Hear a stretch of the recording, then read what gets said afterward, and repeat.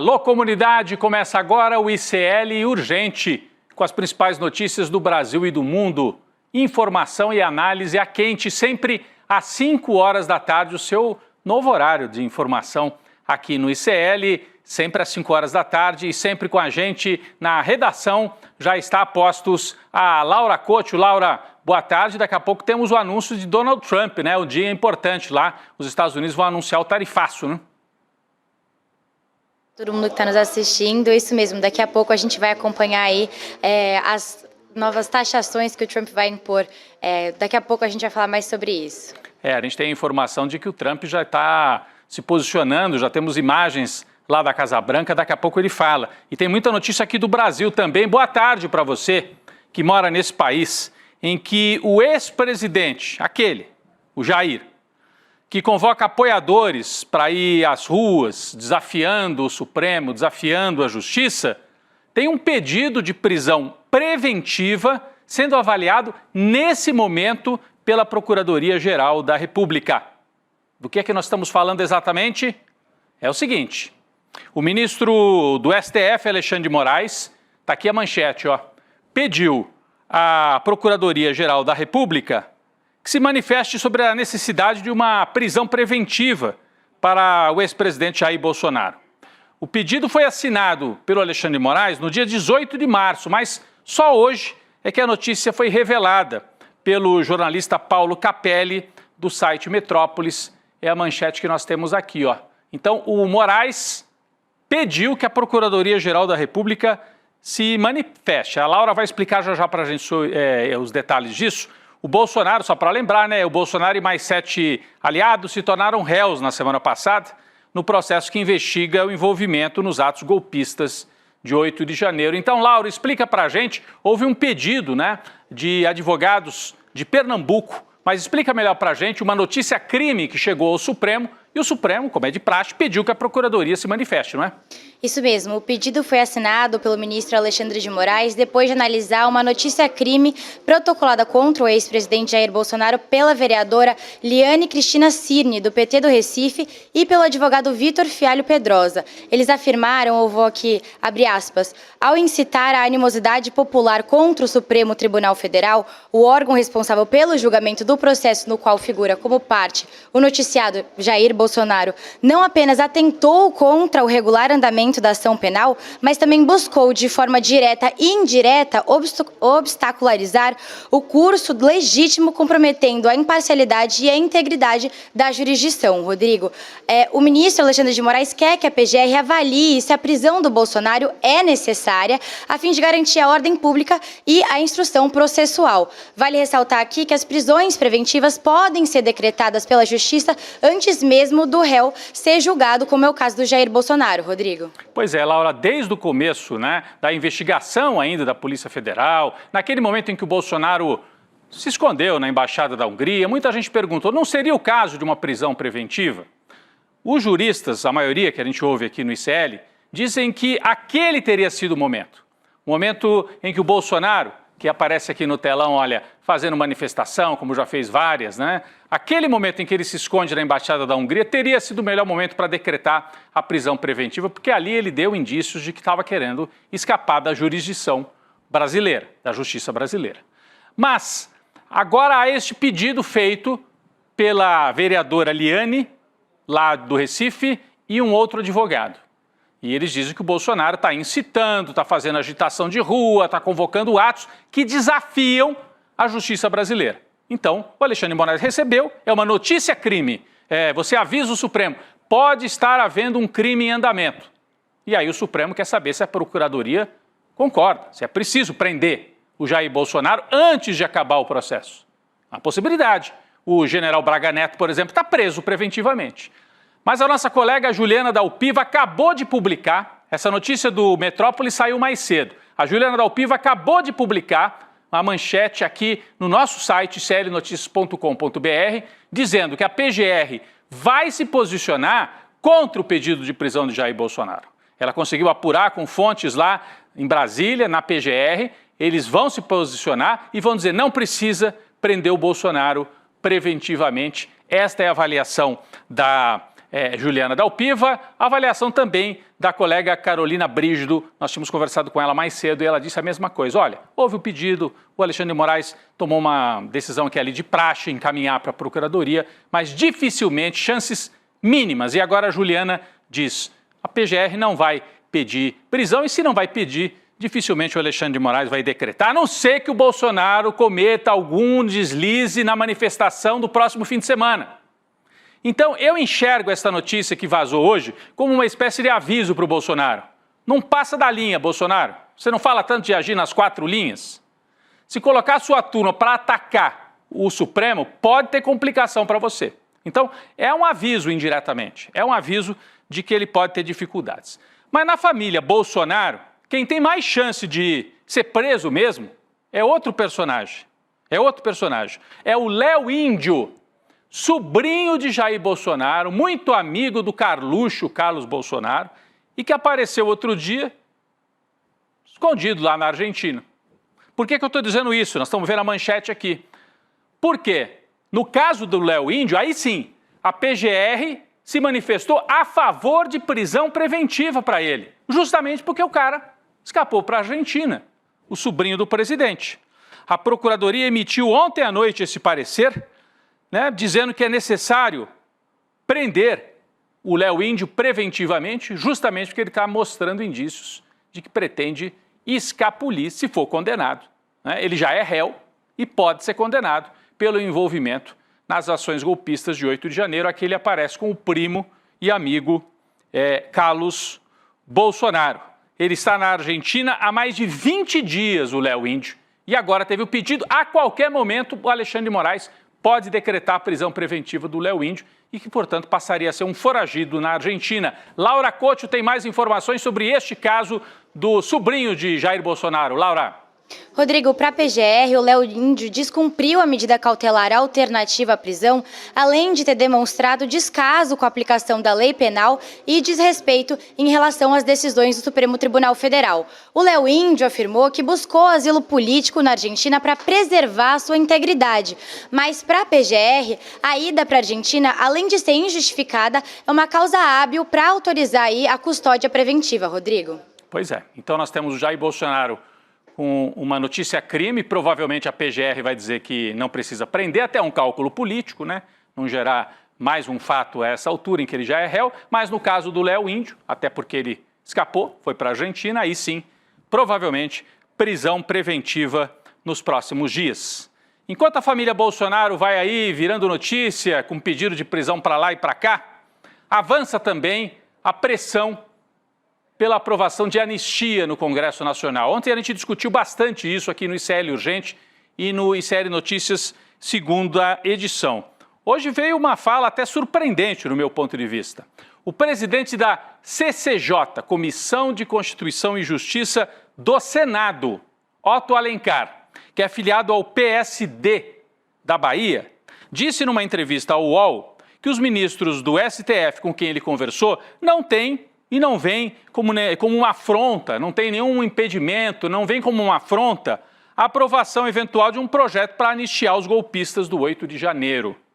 O senador admite pautar esse projeto no Senado, desde que tenha apoio da maioria dos líderes ou dos senadores. Disse que reconhece que Alexandre de Moraes foi o responsável por respirarmos a democracia, nas palavras dele, mas que, ao mesmo tempo, não existe um Deus intocável nos tribunais que não possa ser contestado. Essa é a fala de Otto Alencar. Por que eu disse surpreendente? Porque o Otto Alencar é do PSD do Kassab, mas é um dos parlamentares do PSD mais alinhados com a centro-esquerda. Na Bahia, ele é aliado ao PT.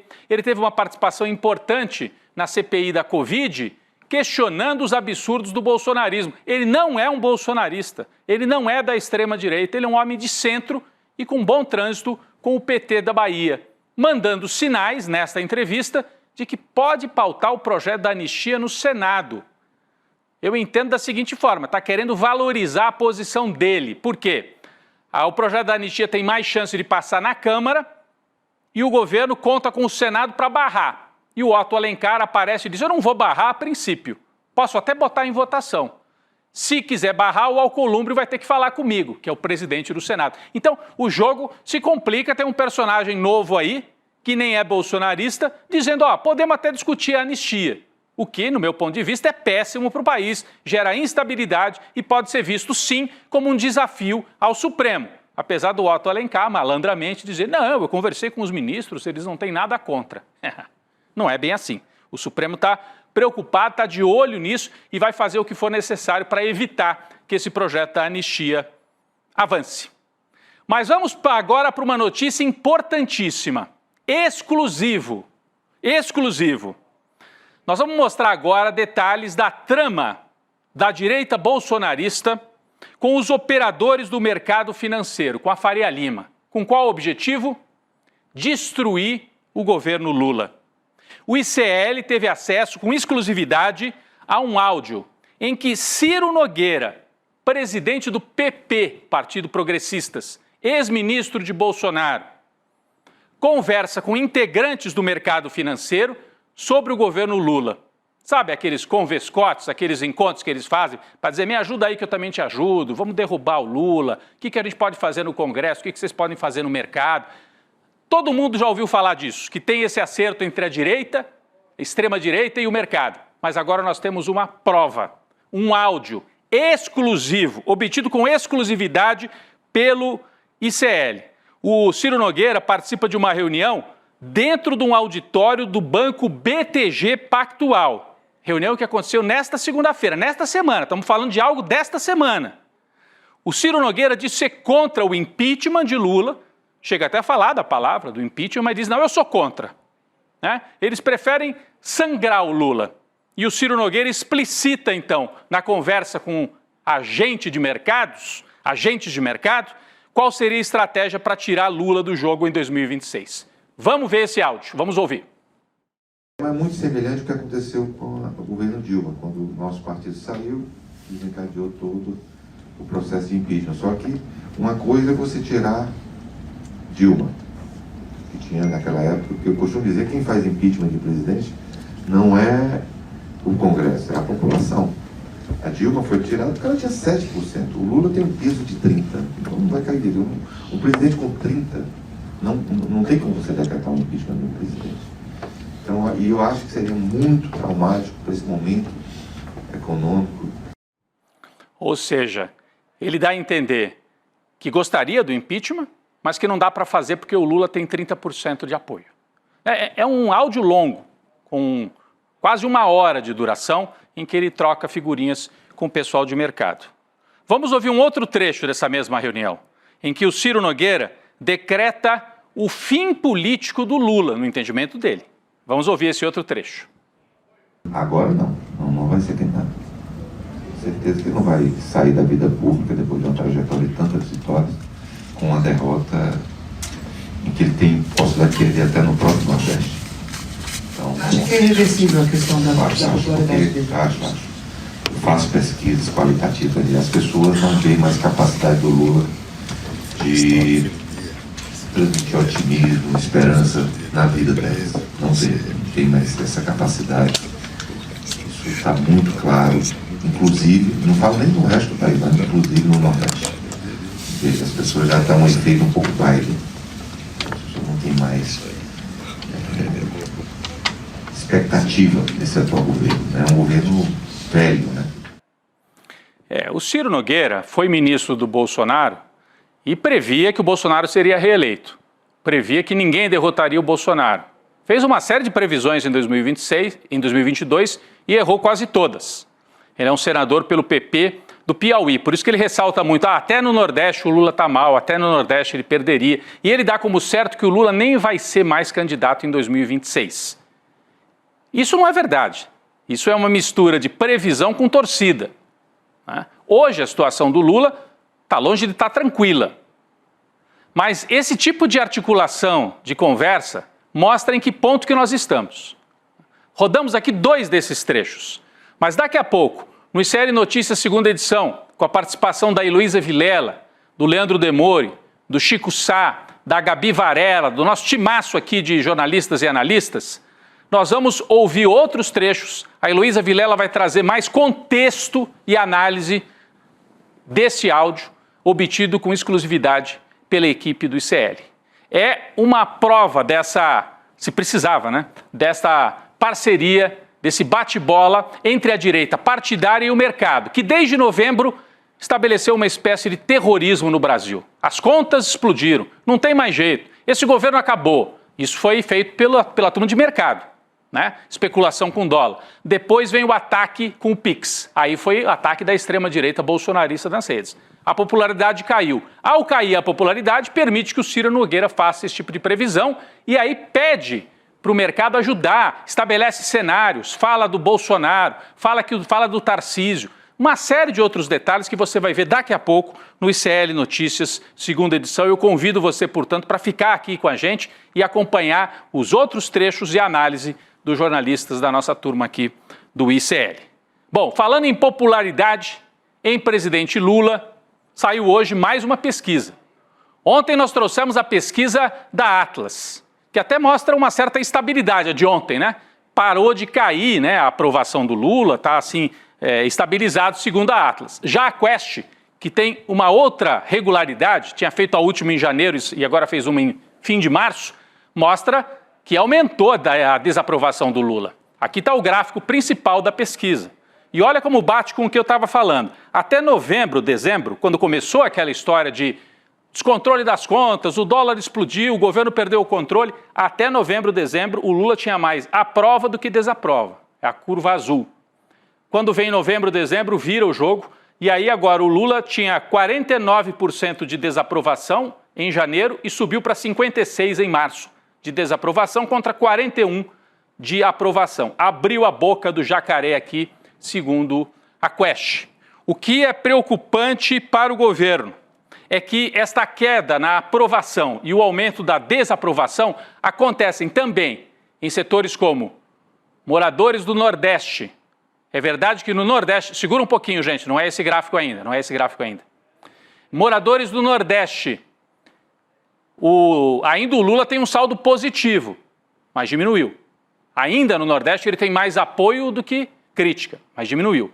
E entre as mulheres, cresce a desaprovação ao Lula entre as mulheres que garantiram a vitória em 2022. São dois públicos que passam a desaprovar o governo. E por quê? Qual é o motivo principal? Aí sim, vamos lá, Vitinho. Aí nós vamos para esse gráfico aqui, né? É o preço dos alimentos. A pesquisa mostra que, quando você pergunta, o preço dos alimentos no último mês subiu, 88% das pessoas dizem subiu. Né? Já faz muitos meses que as pessoas têm essa impressão, mas agora ficou algo avassalador, né? E alimentos, café, ovo, isso tudo bate muito. A renda não dá para fazer a compra completa no mercado, essa é a impressão que chega para muita gente. Bom, o que o Lula teria de positivo?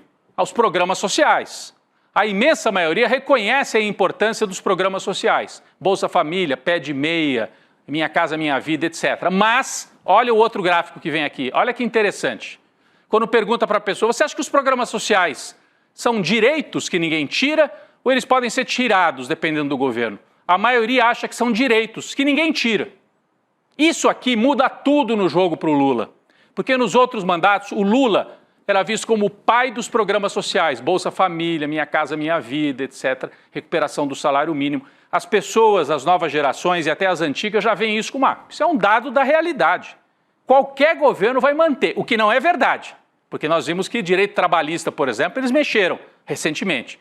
Mas 51% dizem que os programas sociais são direitos, ninguém tira. Então o impacto de um programa social não é mais o mesmo lá do começo, quando o Lula fez o primeiro mandato, o segundo mandato. Isso muda. Mesmo quando ele vem e faz o pé de meia, tem um impacto, mas é menor, porque as pessoas acham isso é direito, tanto faz quem estiver na presidência, muda muito pouco para mim. Bom, um outro dado importante, né? Vamos para o último gráfico aqui, em relação à questão do imposto de renda. Se houver isenção para quem ganha até R$5.000, vai ter um impacto para você? Aí perguntaram para as pessoas que vão passar a ser isentos, né? Aqueles que ganham até 5 mil. 53% dizem, vai ser uma melhora importante. E 44% dizem uma melhora pequena. Então as pessoas estão na expectativa que vai ter uma melhora, mas há uma parte grande, mesmo desses que vão ser beneficiados, dizendo, vai ser algo que nem vai importar tanto assim para mim. Então você veja que o Lula tem condição de dar uma virada na popularidade? Tem, mas o caminho não é fácil. Programas sociais não bastam, imposto de renda vai ser importante, mas sozinho também não basta.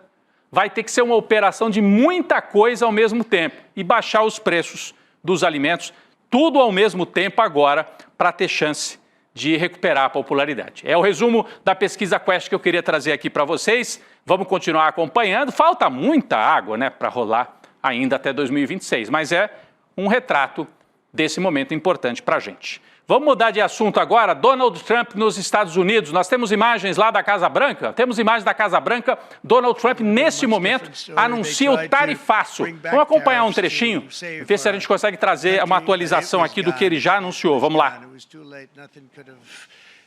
Took years and years to get out of that depression, far longer than even FDR had that office right over there for a long period of time. The ramp system, that's rather intricate, was built because of him, and every time you walk up, you think of him, and he did a great job in many ways. Começou agora há pouquinho, enquanto a gente estava aqui no início do programa. O Trump, no início do discurso, anunciou que vai revelar as tão esperadas tarifas de reciprocidade, uma espécie de resposta aos países que taxam produtos importados dos Estados Unidos. Ele agradeceu a equipe, introduziu o seu plano, falou que está abrindo uma nova era de ouro para a América, né, como ele se refere aos Estados Unidos. Voltou a criticar a gestão do Biden, justificou o aumento de taxas para apoiar os agricultores e fazendeiros norte-americanos contra outros países, entre os principais pontos do discurso. E a gente está atualizando agora, tá? Porque está acontecendo agora o discurso, é ao vivo, isso aqui que você está vendo. Tarifa de 25% para todos os automóveis estrangeiros importados pelos Estados Unidos a partir de meia-noite. Isso vale para automóveis. Eu estou, assim, curioso para saber de autopeças, porque o Brasil exporta autopeças também para os Estados Unidos. A gente vai seguir acompanhando e a qualquer momento, aqui no ICL Urgente ou daqui a pouquinho no N2, trazemos mais detalhes. Mas o anúncio do prometido tarifaço acontece agora lá na Casa Branca. A gente tem repercussão já aqui no Brasil, não é isso? Laura Couto, da nossa redação, por favor. Rodrigo, o presidente da Câmara dos Deputados, Hugo Motta, e o relator desse PL da reciprocidade, né, esse projeto de lei, o deputado Arnaldo Jardim, do Cidadania aqui de São Paulo, eles decidiram que vão votar a urgência e levar a matéria à pauta do plenário ainda hoje. Esse projeto de lei permite ao Brasil tomar medidas em resposta a esse tarifaço que o Trump está anunciando agora e a barreiras comerciais impostas por outros países, como, claro, os Estados Unidos, aos produtos nacionais, aos produtos brasileiros. O relator diz que não vai fazer mudanças no texto, que foi aprovado no Senado ontem, em parceria entre o governo e a bancada ruralista. De acordo com esse relator, a Câmara vai votar esse projeto para demonstrar que o Brasil está unido na defesa dos seus próprios interesses e que ele serve como um guarda-chuva de proteção e não como uma medida de ataque aos Estados Unidos. Rodrigo. Importante. Então, o Brasil, uma espécie de consenso entre direita e esquerda, o Senado já tinha feito e agora o projeto de reciprocidade, dando as ferramentas para o governo brasileiro reagir a esse tarifaço que o Trump anuncia nesse momento. Mais uma notícia de hoje sobre o governo dos Estados Unidos, né?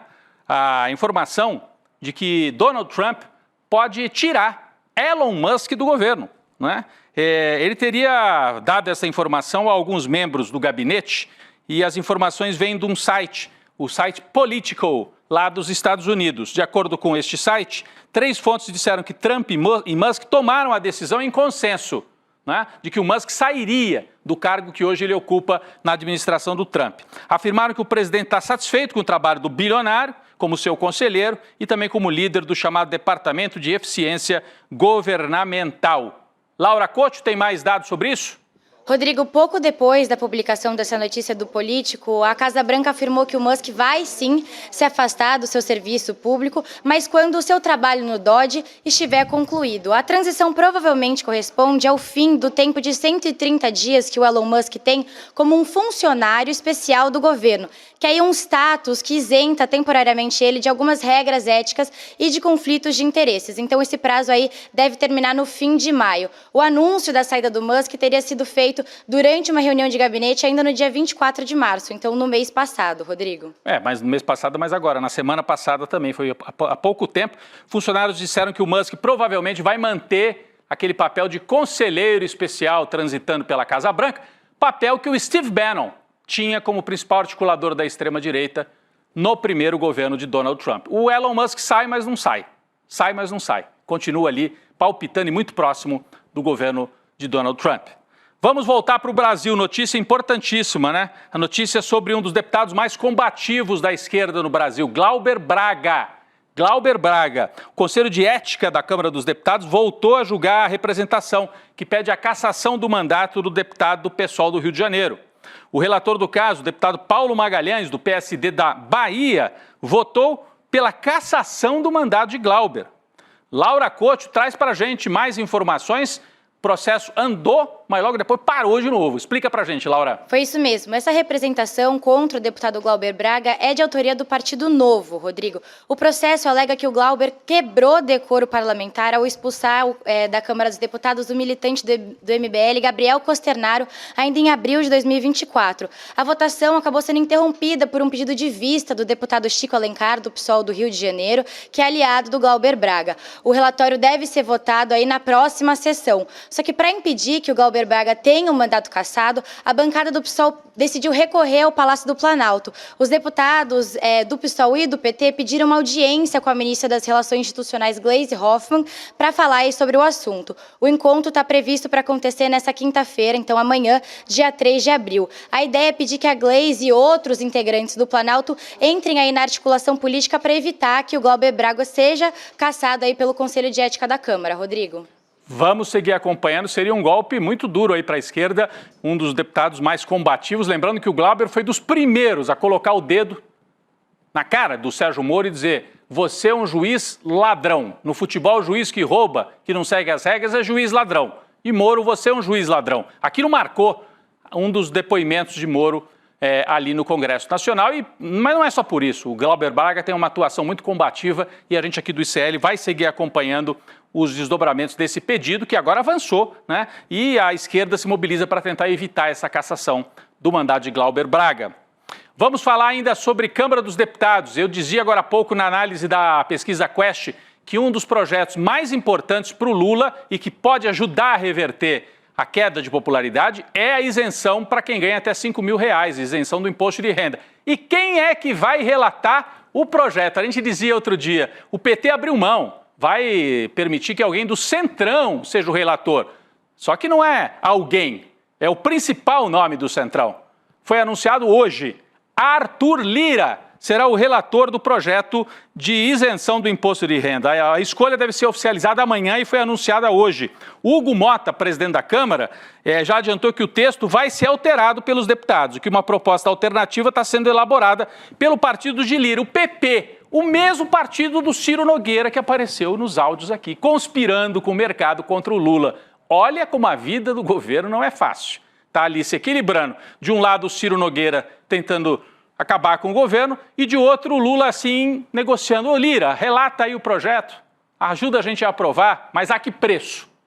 De qualquer maneira, sem esse projeto, dificilmente o Lula consegue recuperação e precisa dos votos do Centrão para isso. Vamos voltar lá para a Casa Branca, nós temos o Donald Trump nesse momento ali com uma tabela na mão, me parece, né? Isso é uma imagem? É uma imagem, ele mostrando aqui impostos, China, União Europeia, Vietnã, Taiwan. O Brasil não aparece aí, hein? Nas tarifas que eles estão impondo. Está fazendo uma espécie de espetáculo midiático do tarifaço, né?